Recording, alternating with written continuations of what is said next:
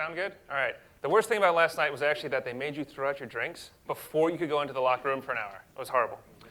All right. Hi, everybody. I'm Will. I'm going to talk about indicators of compromise, because that's our favorite thing. But first, our favorite slide. There we go. To keep the legal team happy, I have to tell you that my employer, Salesforce, is a publicly traded company, and you shouldn't make any buying or selling decisions based on what I say here today. But now that that's out of the way, yeah. Thank you. Thank you. So this was me. This was my team. And what was happening to us is we were just collecting these indicators. We had a huge database, amazing indicators, and we were doing nothing with them. How many of you have felt like this chipmunk? Oh. Yeah, so you're collecting the indicators.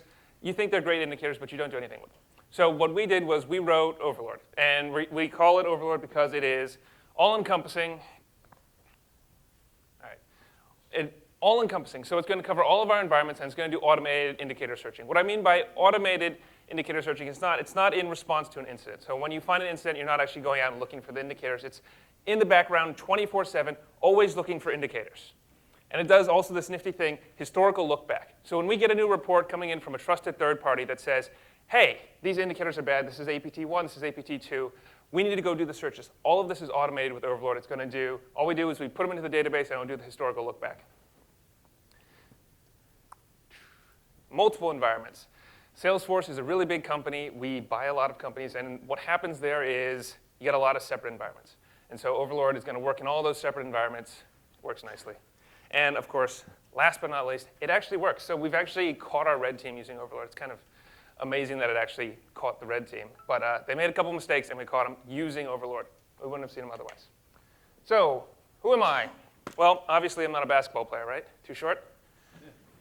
I'm a security researcher, hopefully a couple South Park fans out here. I focus in automation, so trying to automate myself out of a job. I do incident response when I need to, so whenever the CSERT needs to escalate something to me, I'll help out. And then, of course, all the hunting and thready threats, et cetera, all the fun stuff, right? So let's start with a brief roadmap, what I'm going to cover.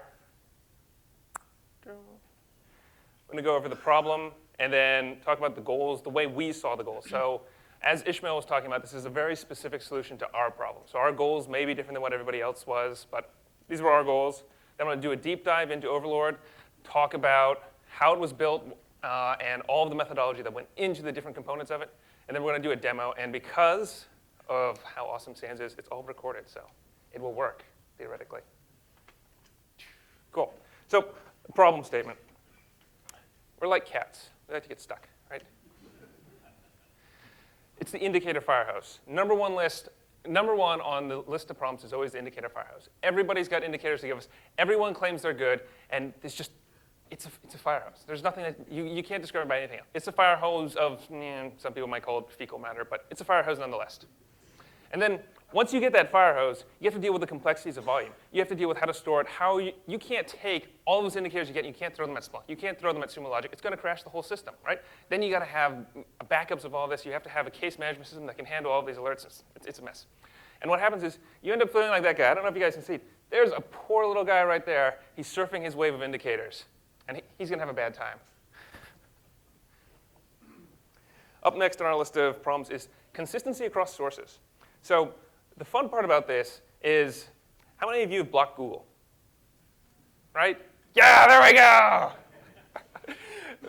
The indicators are coming in. You know it's a good source. You're excited about them. You really want to do something with them, and then all of a sudden you block Google. I'm like, come on.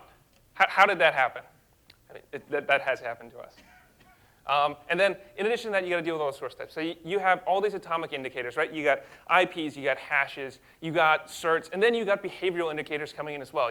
A little bit of, say they should be hitting this IP with this cert for it to be bad, otherwise it's good. It's just a complete mess.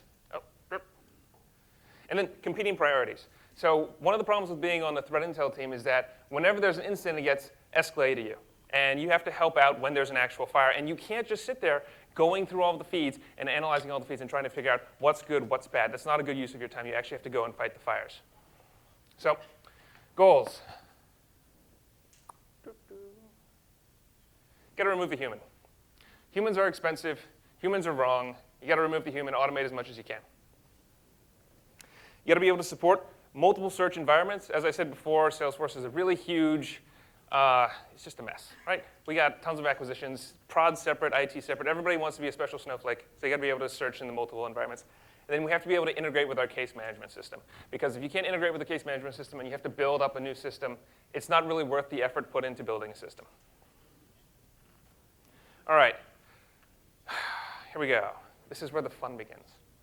So let's say, just as an example, you have a bunch of log repositories. Now, we can treat these as special snowflakes. So call one of them your production environment, one of them your IT, one of them an acquisition, and one of them can just be something that lives in the cloud.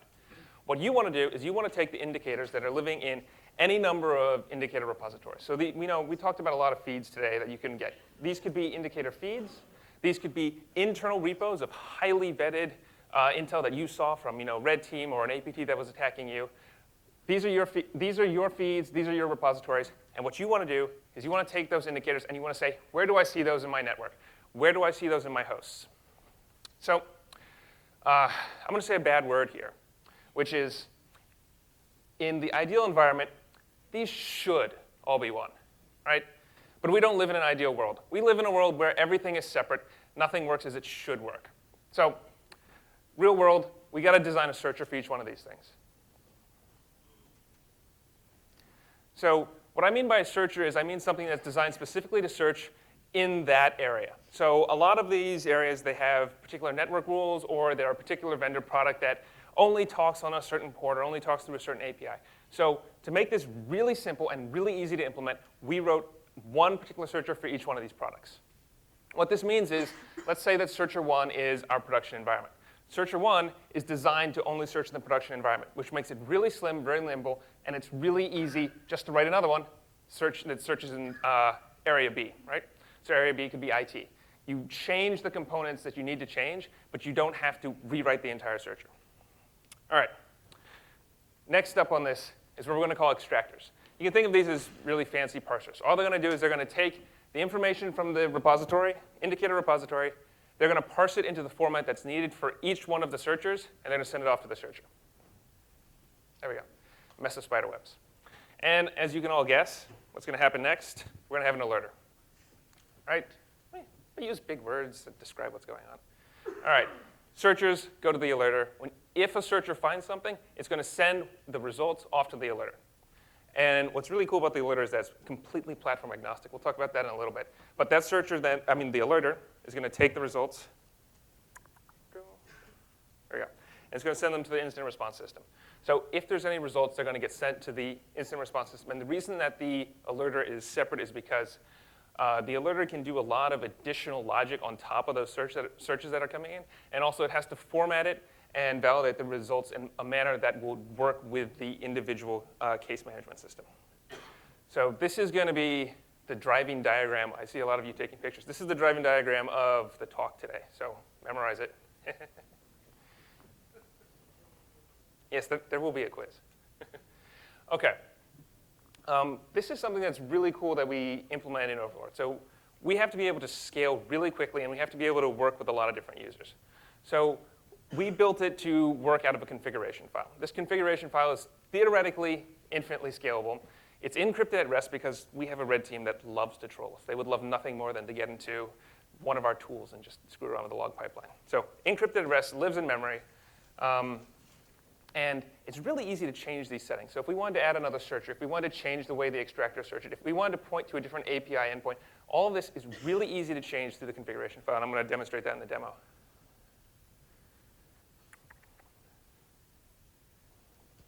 And then it's got this nifty object-oriented hierarchy. So it allows us to create sub-searchers or a sub-extractor so that we can create a complex tree that will result in really quick results. So a good example is going to be shown in the demo is that you have a searcher. The searcher is not just going to search the entire Splunk index. It's going to dive down and search on a particular source type or a particular index, which will result in alerts coming back right away. Modularity. So, of course, this is the theme here, is that we got security everywhere and we got a bunch of different environments. So it's got to be able to live in disparate home environments, whether that's on the public internet, whether that's going to be inside IT, inside production. It could have to cross boundaries, and we need it to be encrypted when it crosses. So in this case, we use SSL v3, and that's just because one of the APIs we were using at the time of implementation could only support SSL v3, so we're going to hit the lowest common denominator there. And transmission validation.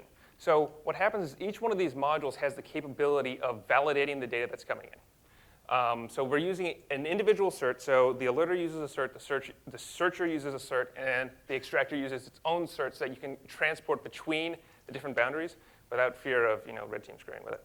And then it does the transmission validation to make certain nothing got screwed within transit. All right, the extractor. Much like a cat in the bed, it's pretty easy just to extract the indicators from the repository. You're going to retrieve the indicators. You're going to format the indicators. You're going to send them off to the searcher. And what the extractor also does is it's going to control the historical lookback. So because it's reaching into the repository and pulling out the indicators, it's going to say, these are the new indicators that you need to do the historical searches for. Searcher. So the searcher is essentially just the advent of the special snowflake. We have so many special snowflakes, it was such a headache. Anyway, it's customized for every special snowflake, but this does have its advantages. So it allows us to distribute the load. When you have a lot of different environments, you just spin up a bunch of different searchers. You don't have to worry about one searcher handling all of the searches for every environment. So a lot of searchers distributes the load, makes us happy. And the addition of new environments. This is something that's really important to us because we buy a new company every couple months. It's really easy with searchers that function in this manner just to spin up a new searcher. You literally copy pasta the code, you change the endpoint, and then you can point it there. Or if they're using a different API or whatever they're doing, you change it without having to take down the system. So the rest of Overlord keeps functioning. You don't have to change anything, and you throw in the new searcher, and it keeps working without any interruption of service. The alerter. So this is a really nifty piece of code because it is completely platform agnostic. And I mean, obviously, it's going to be generating the alerts, but completely independent. So we also we have bash scripts that are just sending data to the alerter, and that's being set off into the case management system. So it's a component of Overlord, but it can function for any part of your incident response process, for any kind of hunting that you're doing in an environment. We got to do a lot of automated searching. Sending it all to the alerter is a really good way of getting that alerted on. And platform agnostic on the back end as well. So those alerts that we're being sent off, in our case, we're Salesforce, we use the Salesforce platform.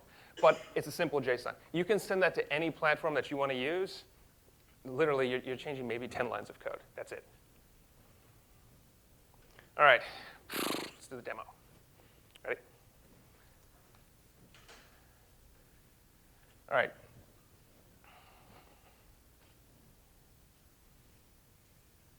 So here's the demo. What we're going to see here is I'm going to get an indicator. Let's say I get an indicator from one of my friends. And I'm going to open up this file. This is going to pretend to be the repository file. So instead of actually talking to a repository, we just wrote a text file here. And we can see the big box here. That's what we care about. That's the indicator. That's the type. It's the status, and it's the date. The rest of the stuff is just metadata about who created it, when they created it, and why. And that's all going to get transferred through, but we don't need it for the demo. So what you see me doing here is I'm going in and I'm adding in my IP. So for the demo, I did some malicious activity between these two indicators. So I've added my new indicator to the repository. And what I'm going to do is I'm going to run the alerter. So the alerter is going to take in 4 arguments. It's going to take in username, password, the environment, which is going to be dev for the demo, and then the private key to encrypt and decrypt the configuration file. So we're going to give this a run. And everything runs beautifully because it's a demo. Next up, so we've already added the file to the repository. We've already got the alerter running and waiting for feedback. What we need to do is we need to get into the configuration file and make sure the configuration file for the for Overlord is ready to run. So to do that, we just put in edit config, and we pop. Now this is the demo version, so a lot of stuff's been redacted, so you guys can't log into our system. Nobody would do that, right? So up at the top, we see this is the first object here. This is going to be the extractor. So the extractor can be treated as the parent. You're going to see search size right there, search size of 15. Consider that the global search size for everything under it. Now you can override that. As you see down the searcher, you're changing the search size down in the searcher right here to 20. So if you didn't change it to 20, it would treat it and it would try and treat it as 50 for the remainder of the run. These are, so right here we're seeing all the Splunk usernames. We're seeing more passwords. Ignore all of that. The interesting stuff is down here at the bottom. So that's controlling the searcher. The searcher is multi-threaded to support really big environments, and that's where you control how long you want to wait until you check the queue, how many threads you want to run, and what's the time interval. So when you work in a very small environment, it's really easy. Right now for the demo, everything's set to 0 and the smallest possible number because it's really quick. But if you had a Splunk index that was running really, really slowly, right, didn't have enough hardware, you'd want to increase that.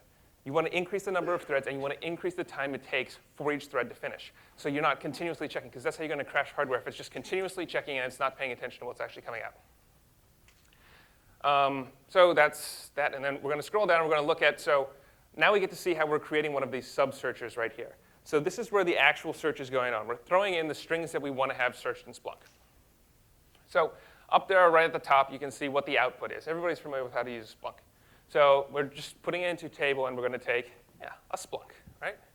It's not Splunk's. It's a Facebook. It's a Splunk. So we're just going to throw it into a table, and those are the source types that we're looking for in relation to this particular IP. So down at the bottom, we can see these are what the source types we're looking for, and we know that they have those fields. So again, this is going back, we use a dirty word, should. In a perfect environment, everything would be, every source type would have the same type of fields, but it doesn't. So you got to have sub-searchers to make it really, really fast. So you say, when I'm searching for this particular source type, I know I have these fields, and then it's really easy to do. It doesn't increase at runtime to do this. What's also interesting here are these 5 fields. So this is how long you want to do the search back. Overlord doesn't run in real time just because this is a really quick and dirty way to get it done. We do a 1-hour search back in this configuration file. So that means the time end is 0 and the time start is 1. And then the other 2 fields were how far you want to do your historical search back, whether you want to go back 10 hours, whether you want to go back a couple days, or go back all time. So here we go. This is what the second sub-searcher looks like. And so for the example you see here, what we're changing is the index. So we're going to be, the previous one is searching over all of the data in Splunk, and it's searching for a particular subset of the source types. But in this one, what we're searching for is we want to say, I want this particular source type of this index. And it's going, of course, into a different table because it's got different fields. So down the bottom, you can see how it has a different source type. We save the file, and we go off and run it. Now, it's going to spit out a lot of data, but I'll freeze it and zoom in so everybody can see what's going on.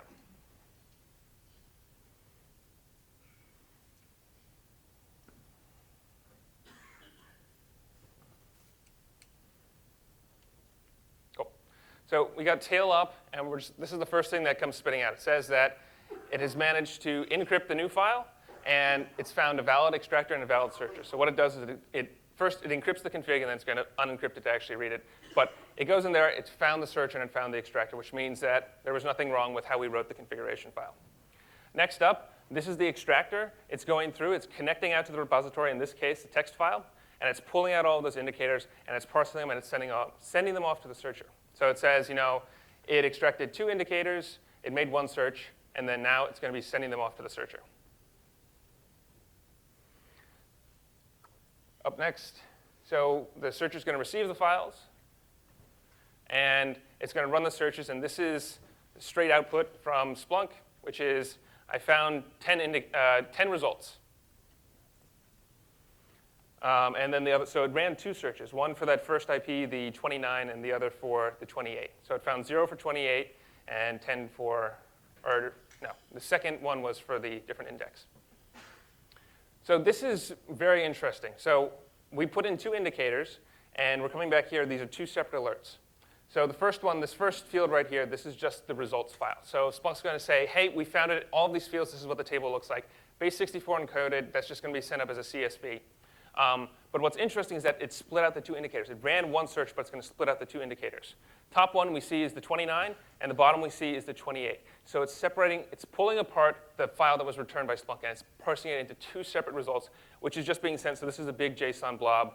And down here at the bottom on both of them, you see these are all the fields that came out of the repository.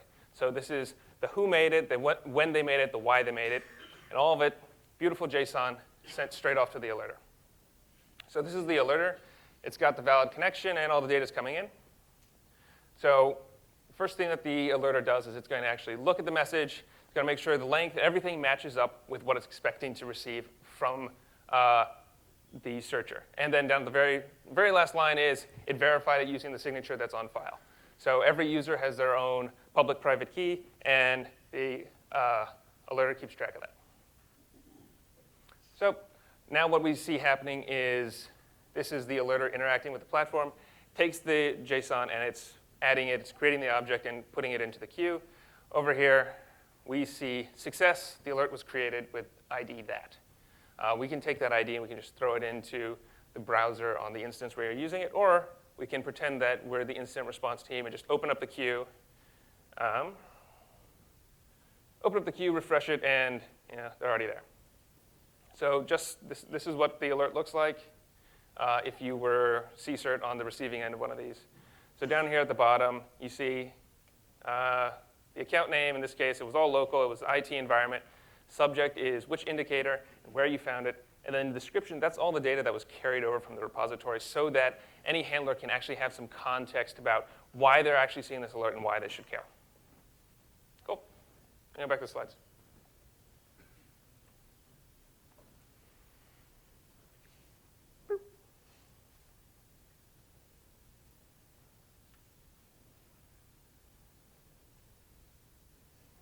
All right, future development.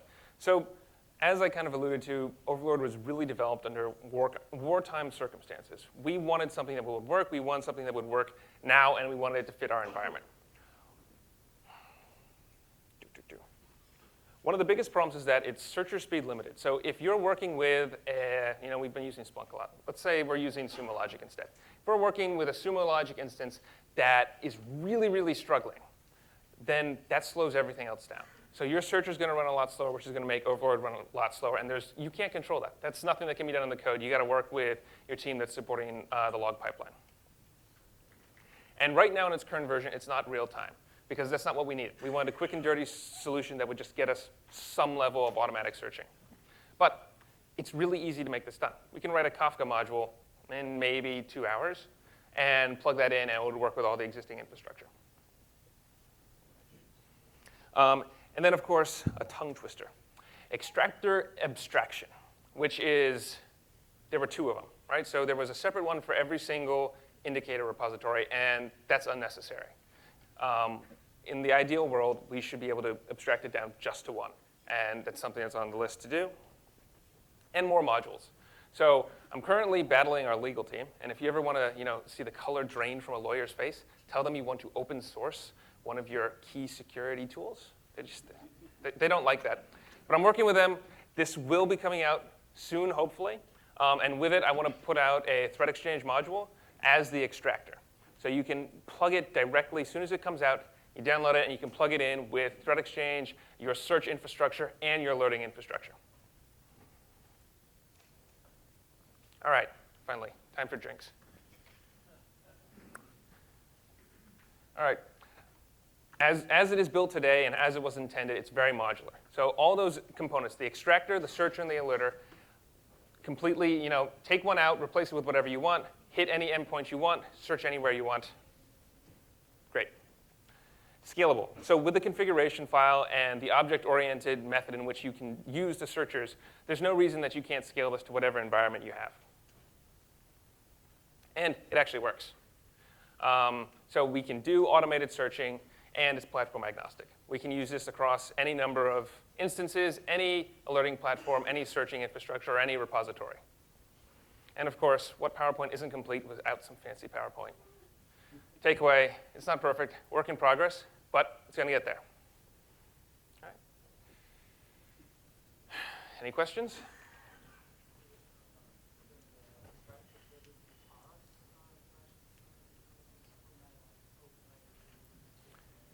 So it can. But are you also talking about the validation of it, making sure it's a good? So that's a really good question. The question was, does the extractor actually do any kind of validation of the indicators? So you're getting in a feed, and we all know what's going to happen. It's going to say google.com should be blocked. In this circumstance, the indicators that are coming in are all highly vetted, and we know that they're good, so we just want to do the searching on them. It doesn't do any kind of validation, but it does have a very interesting use case. What the threat intel team uses it for is We take every new indicator and we just let it run in the background for a couple weeks. And then we look at all the alerts that were generated, and we use that to provide a score and rate indicators based on how many alerts we saw coming out of Overlord. But that's really hardware intensive. Yes? So you didn't have a slide on this, but Salesforce has this really excellent free platform, right, for maintaining your IR data. Yes. Yes, we do. Oh, I don't know if they'd be interested in that, though. So the computer security incident response team at Salesforce actually put out, so we all use the platform. Every team at Salesforce uses the platform to run our teams and keep track of cases and incidents and all that. But the CSIRT actually put out, it's free on the App Exchange if you're a Salesforce customer. You can download it and use the same app that they do for incident management. So it comes pre-populated with all the case types, escalation, templates, queues, everything you want, and it makes it really easy. I mean, we love using it to manage all of our incidents because you just, you point the Overlord there and you say, hey, send them the alerts. Yeah, oh, and chatter too. So it's a really great tool for when you're dealing with really large-scale incidents. It's really easy to interact with all of the handlers, all of the managers in one place. But yes? It's only limited by the infrastructure.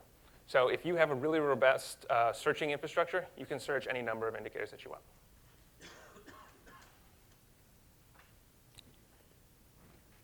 Yep? What's the IOC life cycle? Do you age out any IOCs, or are you always searching for? No, we age them out. Oh, yeah.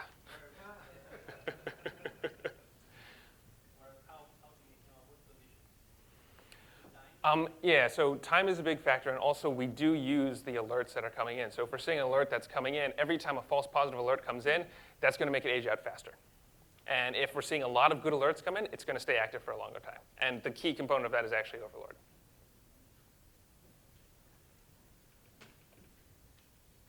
All right, no more questions? Yep.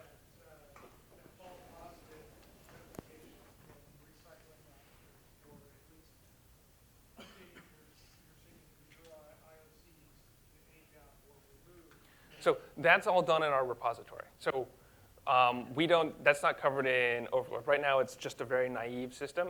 But there's no reason that you can't have that alerter send that data back to the repository. And if you have a repository that's capable of receiving the information about the alert, there's no reason that it can't mark the alert and then cause the age out to happen faster within the repository. Yes. Oh, yeah. Oh, no. How tall are you, and does it help you find indicators faster? Yes, it does.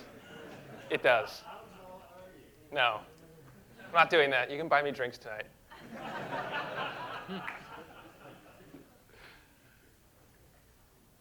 All right. Well, thank you very much.